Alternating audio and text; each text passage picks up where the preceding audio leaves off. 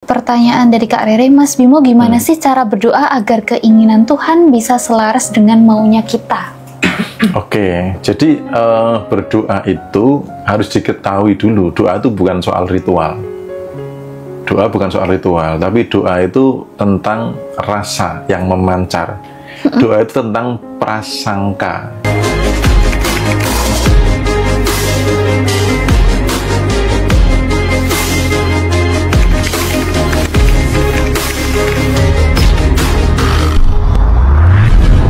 Ngomong-ngomong soal Ripen nih Mas Bimo, kenapa ambil nama Ripen? Oke, jadi ini juga cerita seru juga.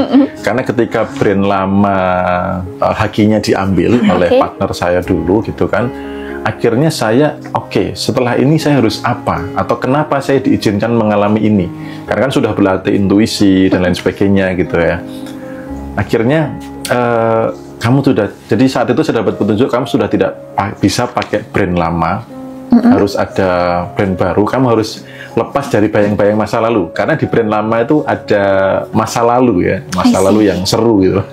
Nah makanya saya dikondisikan untuk tidak usah pakai brand itu lagi dengan Hakinya yang diambil. Jadi saya tidak ada kemarahan, tidak ada kekecewaan atau apa, enggak, itu sebuah hal yang normal. Karena apa? Mengetahui kehendaknya. Gitu loh. Maka penderitaan itu adalah ketidakmengertian akan kehendaknya. Apapun masalah, kalau tidak ngerti kehendaknya apa, itu penderitaan. Nah, walaupun kesannya saya ada masalah, Hakinya diambil, termasuk teman-teman komunitas, wah pada kok gitu ya, kok gitu ya. Ada hal besar di depan yang menanti. Jadi mari bersama-sama untuk mengikhlaskan. Akhirnya lalu apa nih? Nah, saya diberikan petunjuk lagi, datang ke Jakarta, ke salah satu gurumu gitu ya. Lalu di sana saya cerita, beliau bilang gini, Mas, aku tuh mau ngomong sejak lama, kamu sebenarnya tidak bisa besar dengan pakai brand yang kemarin, yang Happy Hoki gitu. Oh gitu ya. Iya, cuman waktu itu kamu masih jatuh cinta banget dengan itu, jadi aku tidak bisa masuk. Cuman kalau sekarang sudah begini, aku cerita. Lalu apa Pak brand saya? Karena saya petunjuknya itu dapatnya di sini setelah ketemu Bapak itu. Saya tidak akan kasih, tetap tanya kepadanya. Akhirnya malam saya tidur di sana. Nah, tengah malam, singkat cerita itu tengah malam muncullah Ripen, yang artinya Re-Penthouse, kembali ke kehidupan penthouse. Penthouse itu kalau di properti simbol tempat yang paling bagus view-nya, yang paling mewah, pelayanannya paling VIP, pokoknya yang paling indah itu ya penthouse gitu. Maka kalau Ripen ini kependekan dari kembali ke penthouse, karena sejatinya takdir manusia, SK kehidupan itu manusia itu berkelimpahan ya, dan itu sudah sangat jelas sekali. Contoh di Muslim itu kan aku tiupkan ruhku ya, tiupkan ruhku itu berarti kan apa? Ada ruhnya di dalam diri setiap manusia. Nah, ini karakternya apa?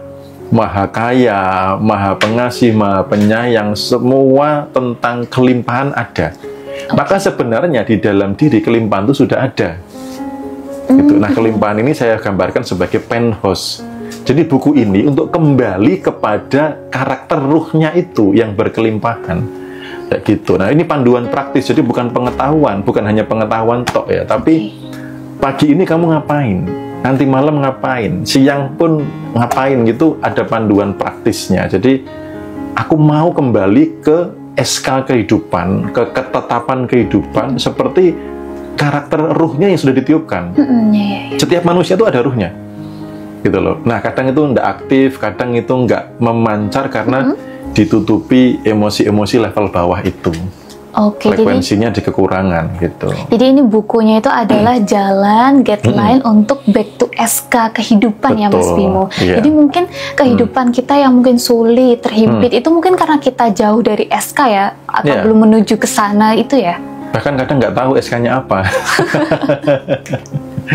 Itu ruh, karakter ruhnya atau ruhnya yang benar-benar ada di dalam itu nggak dipakai, nggak dipergunakan, nggak diimani, sehingga yaitu hidup yang terombang-ambing, yang belum bangkit secara, kalau orang sudah bangkit secara spiritual, ruhnya itu selalu dilibatkan. Wah, di dalam diriku tuh ada ruhnya yang tadi, seperti karakternya yang maha besar, maha kaya dan sebagainya. Kita hanya, bedanya itu kita nggak pakai maha.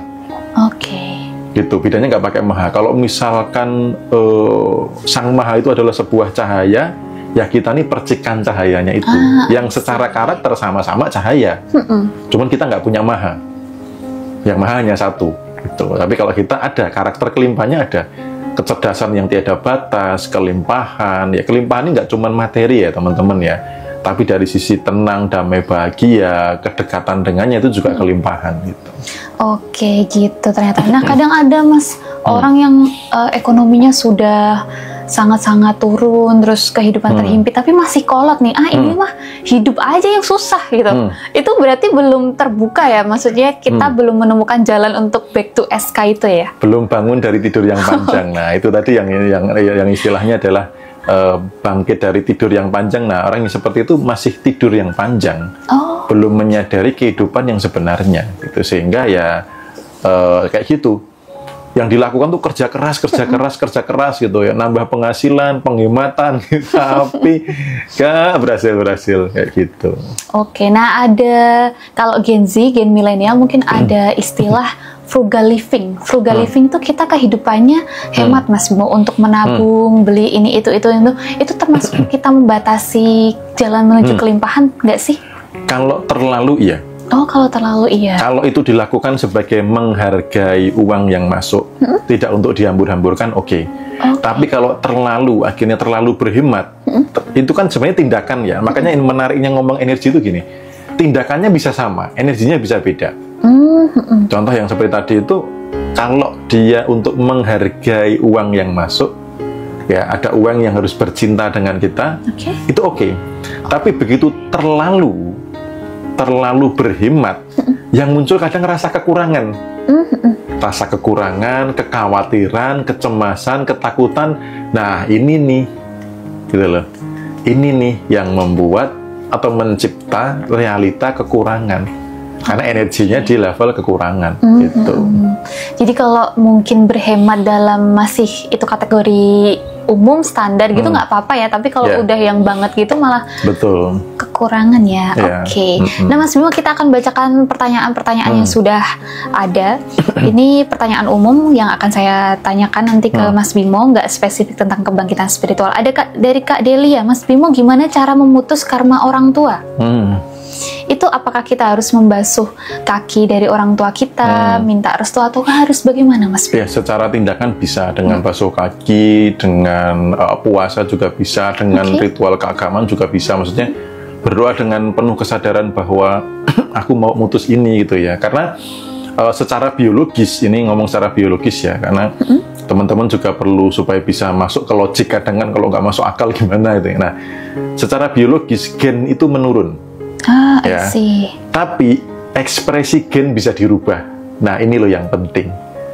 Jadi memutus karma dari generasi sebelumnya itu dengan mengubah ekspresi gennya. Mengubah ekspresi gennya. Ekspresi gen itu tercipta dari mana? Dari energi yang bergerak. Itu. Maka misalkan nih, contoh nih simbah-simbahnya kawin cerai gitu ya.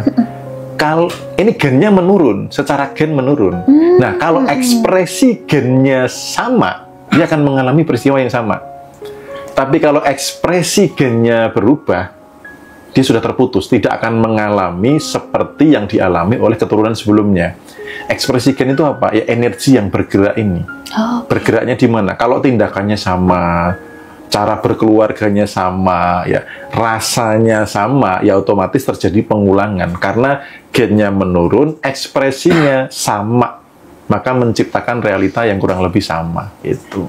Jadi misalnya ada orang tua yang itu mungkin pengalamannya pernah berselingkuh, anaknya juga nanti kemungkinan besar akan mengalami itu ya Mas Bu, entah jadi korban atau jadi pelakunya ya. Betul, pelaku. Kalau ekspresi gennya tidak diubah. Karena gennya itu menurun, gen itu menurun, udah pasti menurun. Kayak gitu. Kalau itu anak kandung ya, itu pasti menurun. Gitu. Jadi kalau misalnya kita punya anak tiri gitu ya Mas, itu gimana Mas? Secara gen tidak menurun. Oh, tidak menurun. Tapi ekspresi gen bisa sama. Jadi yang menentukan adalah ekspresi si gennya ini sih. Ekspresi gen itu dari energinya bergerak di mana, di frekuensi apa, itu yang menentukan. Gitu. Karena manusia mau gen dari manapun, kalau energinya bergerak di kekurangan, ya dia mencipta realita kekurangan kok gitu. Ujung-ujungnya sama kok gitu. Tapi kan kita nggak tahu ya Mas, misalnya nih kita punya anak sambung gitu kan, kita kan nggak tahu orang tuanya ini seperti apa. Itu apakah kita harus menunggu sampai dia dewasa dulu baru kita mungkin memulai kayak menceramahi atau menasehati gitu-gitu, Mas? Ya, itulah namanya perjalanan bangkit tadi ya. Oke. Maka momentum itu bisa datang dari orang lain, bisa dia berjalan sendiri sampai menemukan. Gitu loh. Maka yang terpenting ketika ketemu dengan anak atau mau mengedukasi itu justru edukasi tentang kehidupan. Nah, yang mengedukasi ini harus bangkit juga. Harus dia bangkit sudah dulu, bangkit, sudah mengalami kebangkitan. Karena kalau belum, apa yang mau diceritakan? Jadi ceritakan belajar yang rajin, nanti cari uang susah, nanti cari kerja susah, akhirnya susah beneran ya gitu kan. Kenapa? Yang ngajarin belum bangkit gitu. Nah, kalau sudah ngajarin sudah bangkit. Nah, kehidupan itu bukan hanya sekedar apa yang kita lihat. Kehidupan itu bukan hanya untuk terombang-ambing mengikuti orang, tapi tentang ketenangan, tentang kehadiran kesadaran akannya, tentang kelimpahan. Nah, itu momen itu bisa diciptakan dengan diberikan, atau ketika dia membutuhkan, tiba-tiba aku ini ya mengalami begini, ini artinya apa? Sebenarnya hidup ini apa? Ya aku diciptakan untuk apa? Nah, itu bisa auto dari dia juga gitu. Oke, I see. Nah, begitu tentang tadi karma orang tua, kita lanjut ke pertanyaan dari Kak Valen Home Living. Mas, kalau tentang kuantum jam, menurut Mas Bimo gimana? Ya oke juga. Jadi sebenarnya istilahnya ya penamaan aja sih, mau dinamai kuantum jam, mau dinamain apa, teman-teman yang penting ngerti benang merahnya, ngerti polanya, gitu ya. Kalau energinya masih sama, kuantum jam itu kan untuk melompatkan energinya ini loh, supaya nggak melulu ada di bawah terus gitu. Ya mau diistilahkan apapun bebas, tapi yang penting teman-teman memahami benang merahnya. Karena kalau paham istilahnya, tapi nggak paham benang merahnya atau nggak melakukan, ya akhirnya hanya jadi pengetahuan gitu loh. Hanya menjadi file pengetahuan aja, oh kuantum jam itu begini gitu. Tapi akhirnya caranya gimana ya, kok belum mengalami dan lain sebagainya kayak gitu. Oke, nah begitu tadi yang nanya kuantum jam, karena ini bahas banyak komentar yang bahas tentang kuantum jam juga. Oke, next kita akan beralih ke Kak Herlina Aza. Mas Bimo, kalau misalkan orang tua punya masalah suka cerita ke anak, apa boleh? Saran saya jangan sih, itulah, kecuali untuk pembelajaran ya. Karena kenapa cerita masalah? Kenapa nggak cerita hal yang memberdayakan? Gitu loh. Misalkan pendidikan karakter gitu ya. Karena contoh saya juga pernah waktu itu dapat cerita dari orang tua yang bermasalah, orang tua saya yang sedang pas ada masalah. Itu rasanya nancep loh. Rasa kasihan, rasa disakiti, rasa kecewa itu ikut merasa. Betul. Apalagi kalau itu masalah finansial. Anak udah cemas tentang finansial, ngerasa hidup itu susah, hidup tidak adil, ngerasa uang itu sesuatu hal yang susah, itu akan mencipta reality dia yang sama. Gitu. Jadi kalau mau cerita jangan ke anak, ceritalah ke orang yang punya solusi. Ya. Ceritalah ke orang yang punya solusi, kecuali anaknya sudah dewasa, anaknya mungkin seperti saya gitu ya.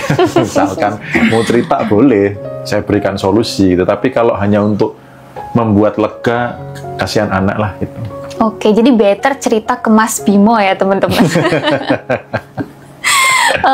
Oke.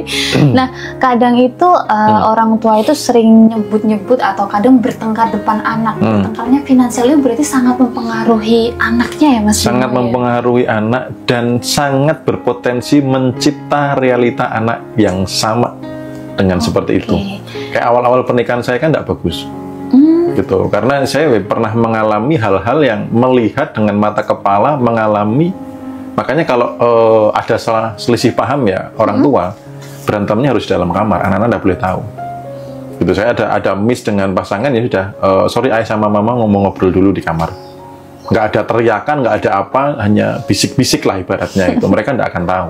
Dan ngobrol apa mereka tidak tahu juga, mereka tidak ngerti bahwa itu ada masalah atau apa gitu. Dia ngobrol aja kayak gitu. Oke, begitu ternyata. Nah, kita lanjut ke pertanyaan dari Kak Rere. Mas Bimo, gimana sih cara berdoa agar keinginan Tuhan bisa selaras dengan maunya kita? Oke, jadi berdoa itu harus diketahui dulu. Doa itu bukan soal ritual. Doa bukan soal ritual, tapi doa itu tentang rasa yang memancar. Doa itu tentang prasangka. Nah, kadang orang kalau sudah ngomong doa itu doktrinnya adalah duduk sila ya, terus kemudian atau ritual keagamaan. Gitu loh. Rasa cemas, khawatir, takut itu juga doa, tapi doa yang negatif. Nah, kadang orang ngertinya doa kan positif. Gitu. Jadi sebenarnya kalau doanya supaya Tuhan mengikuti mau kita, nah itu menurut saya kurang tepat sih. Itu yang membuat tidak terkabul. Gitu loh. Bagaimana kita ini sesuai maunya Tuhan gitu loh. Oh gitu ya. Iya, karena kalau mau masuk ke ranah ketuhanan, ego itu tidak boleh dibawa. Gitu loh. Masih membawa pikiran logik dan ego ke ranah Tuhanannya nggak maksimal. Saya ketika berdoa teman-teman, misalkan pengen apa gitu, mau apa, atau meditasi mencipta di medan kuantum, itu kan ada proses mempercayakan penciptaan ini kepadanya. Artinya di situ ada kerendahan hati dari kita sebagai seseorang gitu. Saya biasanya tutup dengan tapi Tuhan, jangan kehendakku yang terjadi, melainkan kehendakmu yang sempurna yang terjadi.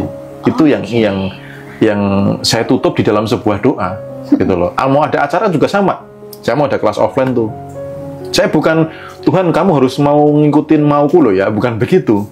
Ya, tapi saya doa, kemudian saya berserah, saya rendah hati, belajar rendah hati di hadapannya. Tuhan, pakai lidahku sebagai kepanjangan lidahmu. Pakai karya hari ini sebagai karyamu gitu loh. Jangan kehendak Bimo yang terjadi, tapi kehendakmu yang sempurna yang terjadi. Kenapa mereka dipertemukan saya, kenapa mereka ada di kelas ini. Jadi bukan kemauan ego yang hadir di sana gitu loh. Ya, jadi kalau mau doa ngatur Tuhan, saya enggak tahu caranya. Supaya Tuhan sesuai dengan mau kita, enggak. Karena itu masih ego. Maka di antara doa-doa teman-teman yang sudah pernah dilakukan, cobalah berdoa begini. Ya Allah ya Tuhan, apa maumu untuk hidupku? Karena seringnya bertahun-tahun mungkin aku mau ini, aku mau itu, mau ini, mau itu, tapi pernah nggak nanya, Tuhan maumu apa sih untuk hidupku? Nah, kalau kehidupan kita sesuai dengan maunya, itu enak banget. Justru poinnya di situ, gitu loh. Karena kalau misalkan maunya kita itu sebagai bentuk tidak percaya bahwa Tuhan itu kehendaknya jelek, Tuhan itu jahat. Bener nggak? Maka dia harus nurut aku. Karena kehendak aku tuh lebih bagus daripada maunya Tuhan. Yeah. Nah, ini yang bahaya nih ya. Nah, kadang kan kita punya pacar nih ya, ibaratnya kita punya pacar. Ya Tuhan, kalau dia memang jodohku, dekatkanlah. Kok dijauhkan? Oh, berarti itu bukan yang dimau Tuhan ya, Mas? Betul. Makanya doa untuk jodoh yang terbaik adalah, Tuhan aku mau si A. Tapi kalau engkau mau kasih yang lain yang jauh lebih baik dari si A, aku juga mau gitu loh. Itu yang kadang nggak didoakan. Nah, kadang akhirnya memaksakan ego, akhirnya menikah, akhirnya pisah di tengah jalan. Itu yang terjadi karena apa? Orang ngotot ego, biarin aku sama dia Tuhan, aku merasa dia ada soulmate-ku, bla bla bla bla ya kan, lagi terbucin-bucin gitu ya. Padahal Tuhan maunya nggak itu. Ya wis, kalau kamu mau coba silahkan. Gitu. Makanya kalau jodoh ya itu, misalkan Mei punya pacar gitu ya, nah ABCD ya, satu atau ABCD? ABCD itu ya. Ya misalkan Tuhan aku cenderung pilih yang B gitu ya. Tapi kalau di luar ABCD ini ada yang lebih baik juga dari si ABCD, aku juga mau kok. Karena aku percaya maumu itu yang terbaik, kehendakmu ini yang lebih daripada apa yang aku mau. Kayak gitu. Loh, tapi kalau kita cintanya sama yang B itu gimana, Mas? Itu termasuk kemelekatan ya? Cinta ego. Cinta itu sebenarnya gini loh. Cinta yang di level ego itu sebenarnya kan cinta persepsi. Kamu tuh jatuh cinta sama persepsi. Oke. Contoh nih, aku cinta sama orang yang gemuk, yang apa namanya, misalkan gini ya, karakternya gini. Itu kan persepsimu kan gitu. Bisa jadi orang lain nggak cinta, kamu kok suka kayak gitu, Mei gitu. Padahal kamu suka, tapi ada orang lain kadang nanya, kok kamu bisa suka sama dia? Karena kamu jatuh cinta sama persepsi, gitu loh, bukan sama yang real sebenarnya. Nah, maka kalau yang memberikannya itu, misalnya contoh, diberikan olehnya yang terbaik, nggak mungkin kamu akan cinta. Karena kehendaknya itu super sempurna. Untuk membuat kamu berbelok cinta ke yang lain, yang lebih tepat, yang dipilih olehnya, itu semudah meletikan jari baginya gitu loh. Kayak gitu. Jadi kalau misalnya kita sudah menikah terus bercerai mungkin ya, berarti itu termasuk kehendaknya ya Mas Bimo, meskipun kita harus melalui pahit-pahitnya dulu. Kehendaknya atau enggak itu sebenarnya gini ya, itu pro dan kontra, karena sesuatu jadi ada di kehidupan ini ada yang namanya paradoks. Paradoks itu dua-duanya benar gitu loh. Contoh nih, semua sudah diizinkan olehnya, itu kan benar. Tapi ada juga kebenaran yang Tuhan tidak akan mengubah nasib suatu kaum kalau dia tidak akan mengubahnya. Iya. Gitu loh. Nah, yang bahaya adalah ketika dirinya yang berantakan atau dirinya yang brengsek atau apa, lalu habis itu nyalahin Tuhan. Ini sudah kehendaknya lah, ini kan kurang ajar kan gitu. Terjadi perceraian karena dia ada luka di masa lalu yang nggak sembuh dan sebagainya. Begitu perpisahan, ini sudah kehendaknya yang terbaik. Wah, itu kurang ajar gitu, mengkambing hitamkan Tuhan malahan gitu. Jadi ini perlu pemanahan yang dalam, yang secara menyeluruh, secara utuh. Nggak bisa hanya dimaknai dengan oh ini pasti kehendaknya gitu, tidak bisa. Karena ada yang kadang menggunakan itu untuk menyalahkan Tuhan supaya diri tidak salah ya. Ini sudah kehendaknya kok, jadi kita harus pisah, ini sudah kehendak terbaiknya gitu ya. Atau bahasanya kamu terlalu sempurna untuk kuas, ambil ketes gitu ya. Itu. Oke, jadi kadang sering mengatasnamakan takdir dan kehendak Tuhan ya. Nyalain Tuhan. Apa-apa tidak boleh, atau mungkin ada kebencian dengan orang tua yang pelit, atau iri dengan keluarga lain, kok boleh beli ini, beli itu, aku enggak, dan lain sebagainya. Sehingga luka ini memancarkan